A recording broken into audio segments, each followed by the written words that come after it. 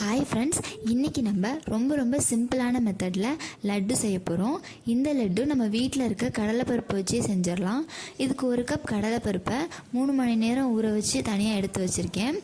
கடலைப்பருப்பை தண்ணி இல்லாமல் நல்லா வடிச்சிட்டு ஒரு மிக்சி ஜாரில் மாற்றி கொரப்பாக அரைச்சி எடுத்துக்கணும். ரொம்ப நைஸாகவும் இருக்கக்கூடாது, அதே சமயம் ரொம்ப கொரப்பாகவும் இல்லாமல் சரியான பதத்தில் அரைச்சி தனியாக எடுத்து வச்சுக்கிட்டு, அடுத்து ஒரு கடாயில் கொஞ்சம் எண்ணெய் சேர்த்து எண்ணெய் நல்லா சூடானதும் நம்ம அரைச்சி வச்சுருக்க கடலைப்பருப்பை கொஞ்சமாக பக்கோடாக்கு பொரிக்கிற மாதிரியோ இல்லை வடை மாதிரியோ பொரித்து எடுத்துக்கணும். நம்ம பொரிக்கும் போது ரொம்ப கிறிஸ்பியாக பொரிச்சிடாமல் கொஞ்சம் சாஃப்டாகவே பொரித்து தனியாக ஒரு தட்டில் மாற்றி வச்சுக்குவோம்.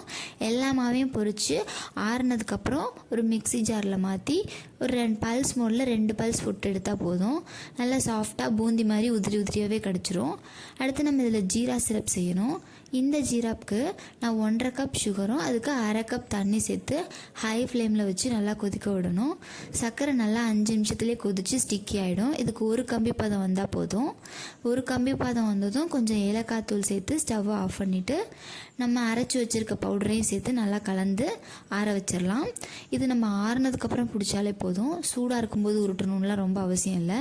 இதில் நம்ம நெய்யில் வறுத்த முந்திரி பருப்பையும் சேர்த்து உருட்டும் போது நல்லா வாசனையாக இருக்கும். முந்திரி பருப்பு, திராட்சை, பிஸ்தா எது வேணாலும் சேர்த்துக்கலாம், ரொம்ப நல்லாயிருக்கும். இது உருட்டும் போது நமக்கு கையில் ஒட்டுறது போல் தெரியும், ஆனால் ஆறிடுச்சுன்னா ரொம்ப நல்லா சாஃப்டாகவே இருக்கும். வெளியில் பேக்கரியில் கிடைக்கிறது மாதிரி கொஞ்சம் ஹார்டாகவும், உள்ளே ஓப்பன் பண்ணால் சாஃப்டாகவும் நல்லாயிருக்கும். இதே போல் நீங்களும் லட்டுவை செஞ்சு பார்த்துட்டு எப்படி இருந்துச்சுன்னு சொல்லுங்கள். இந்த வீடியோ பிடிச்சிருந்துச்சுன்னா மறக்காமல் ஒரு லைக் பண்ணுங்கள். நம்ம சேனலையும் சப்ஸ்கிரைப் பண்ணிக்கோங்க. தேங்க்யூ.